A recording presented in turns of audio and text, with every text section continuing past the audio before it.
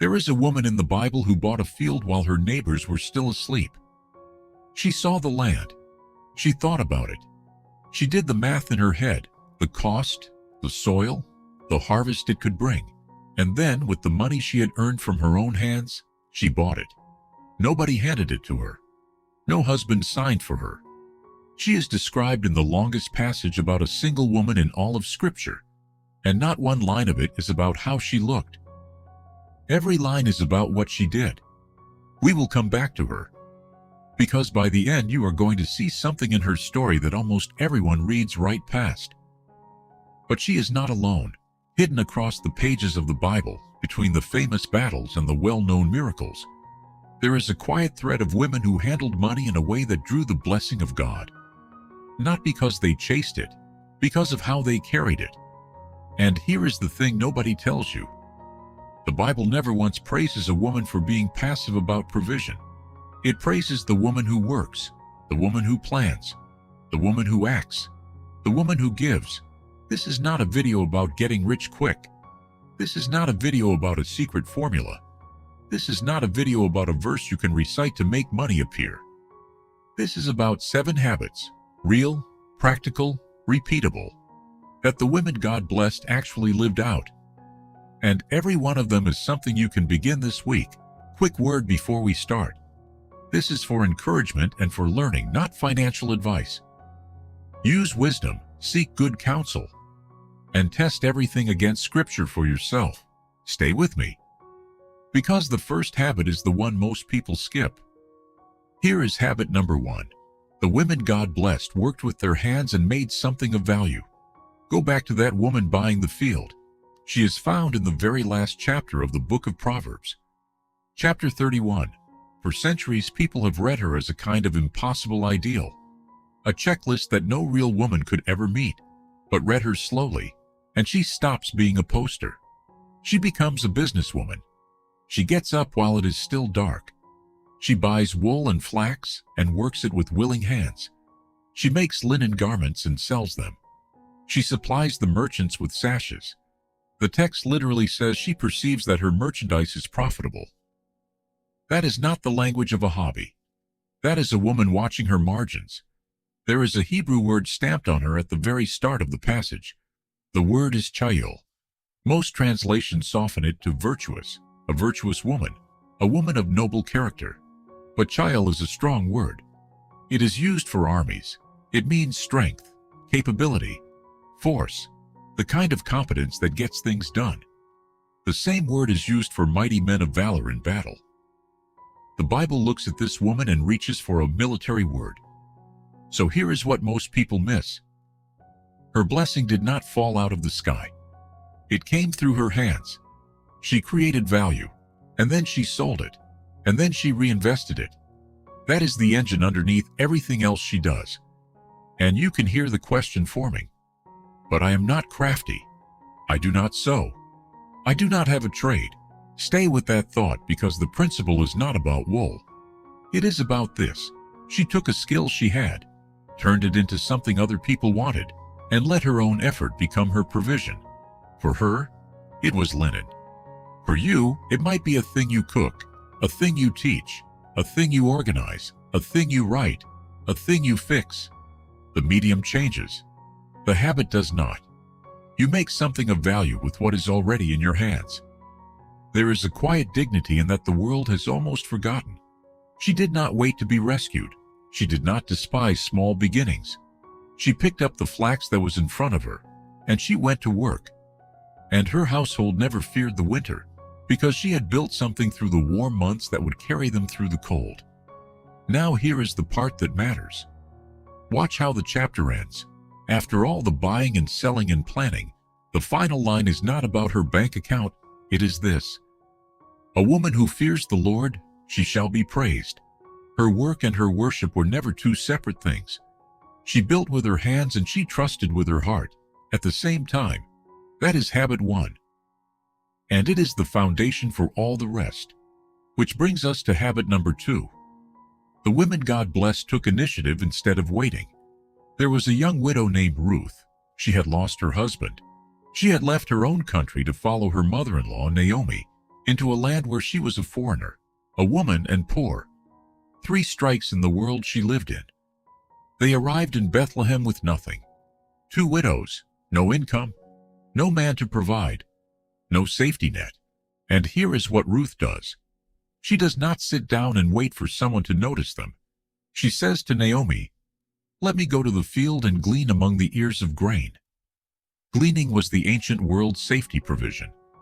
The law said landowners had to leave the edges of their fields unharvested, so the poor could come and gather. But the grain did not walk to your house. You had to go out, bend down, and gather it yourself, hour after hour, under the sun. Ruth went early, and she stayed late. The text tells us she worked from morning until evening with barely a rest. And a wealthy landowner named Boaz noticed, not her face, but her diligence. He asked his workers about her, and the report was simple. She came, and she has been on her feet working without stopping.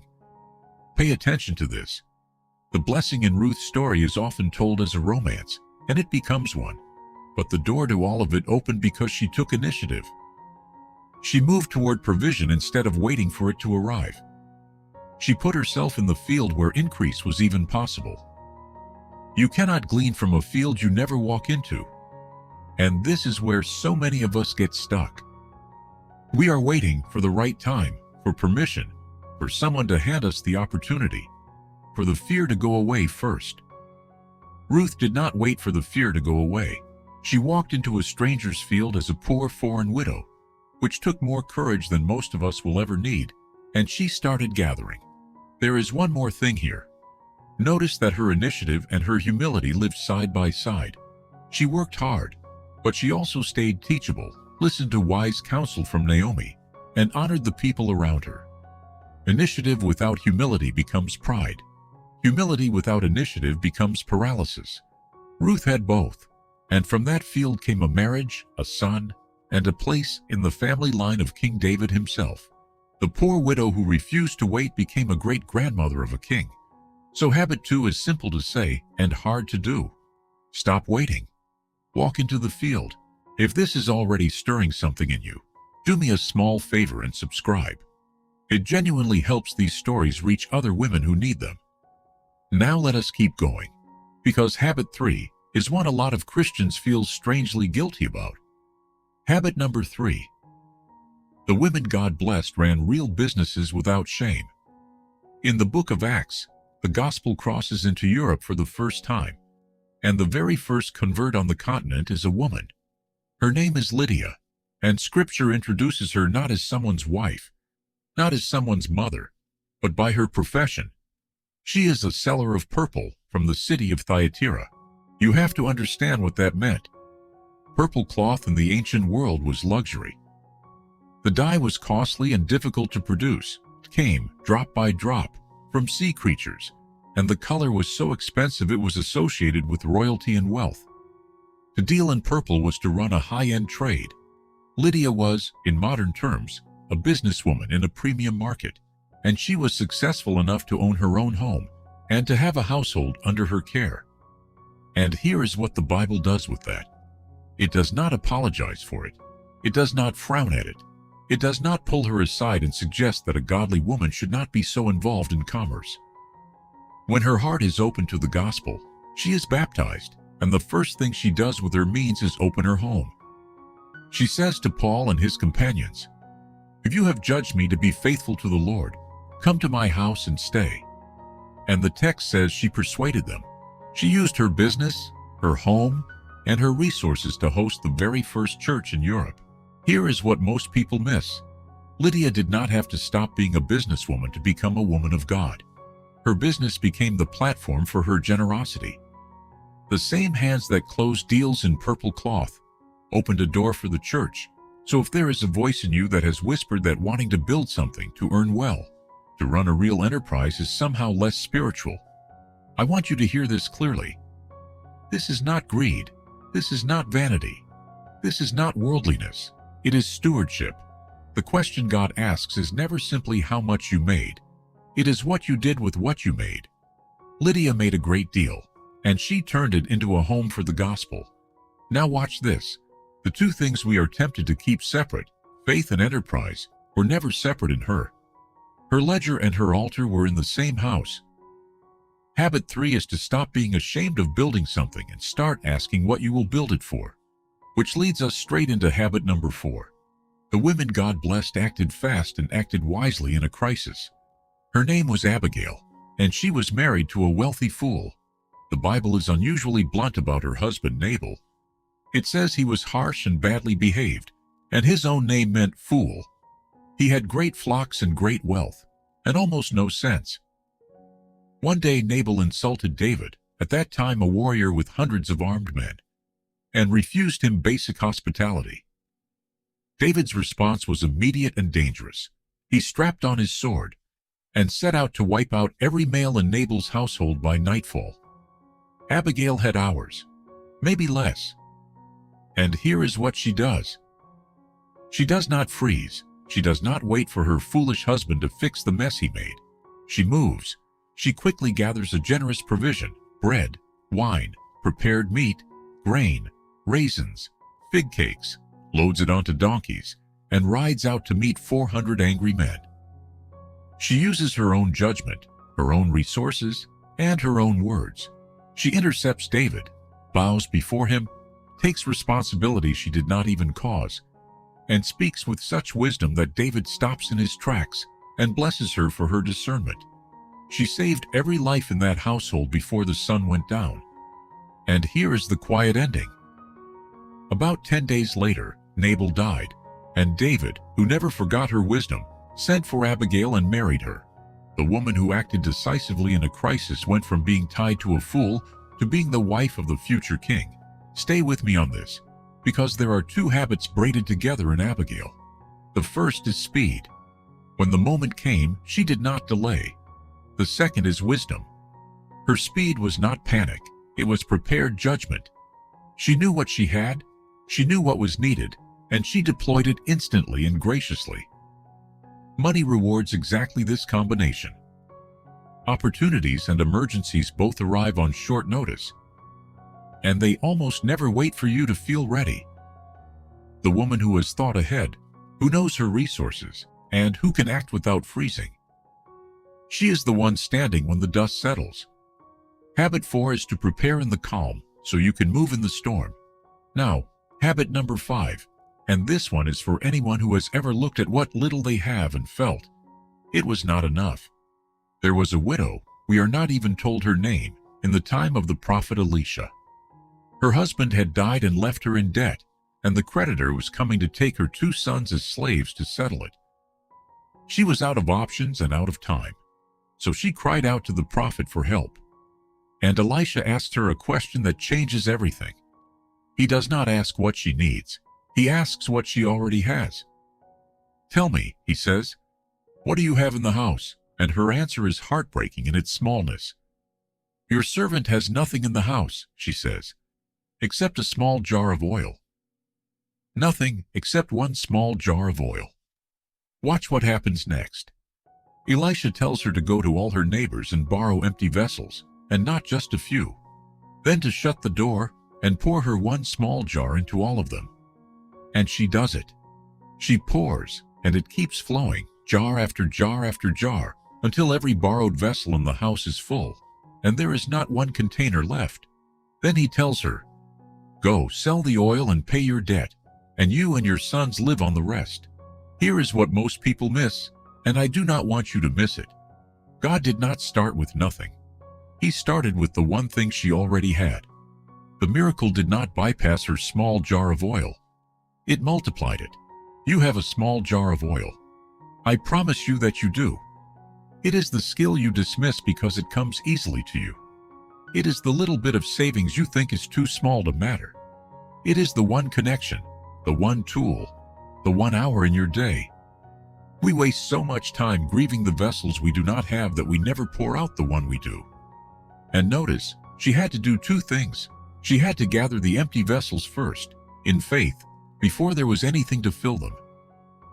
And she had to pour. The oil multiplied in the pouring, not in the holding. Habit 5 is to stop despising your small jar and start pouring it out. We are getting to the most important part. So let me give you the second pause to subscribe and to tell me in the comments which of these has hit you hardest so far. Now, habit number 6. The women God blessed understood timing and position, not just effort. Her name was Esther, an orphaned Jewish girl, who, through a series of unlikely events, became queen of the most powerful empire on earth. And then came the crisis. A decree went out to destroy her entire people. Esther was in the one position that could change it. She had access to the king. But access came with danger. To approach the king uninvited could mean death. And here is the wisdom in how she moves. She does not barge in on raw emotion. She does not waste her one position on a clumsy first attempt. She prepares. She fasts for 3 days. She invites the king to a banquet, and then another. She reads the room.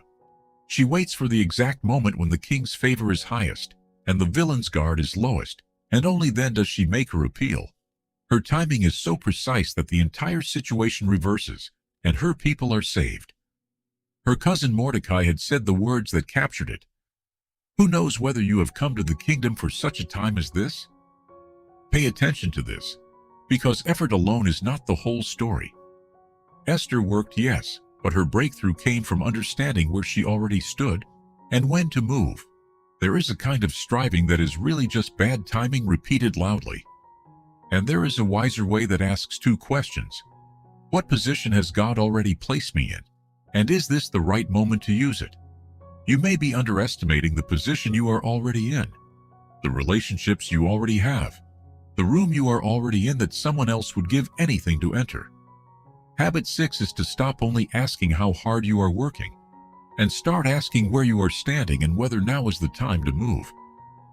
And that brings us to the 7th habit, which is, in many ways, the whole point. Habit number 7. The women God blessed invested in something bigger than themselves. In the Gospel of Luke, almost as a passing note, we are told something remarkable.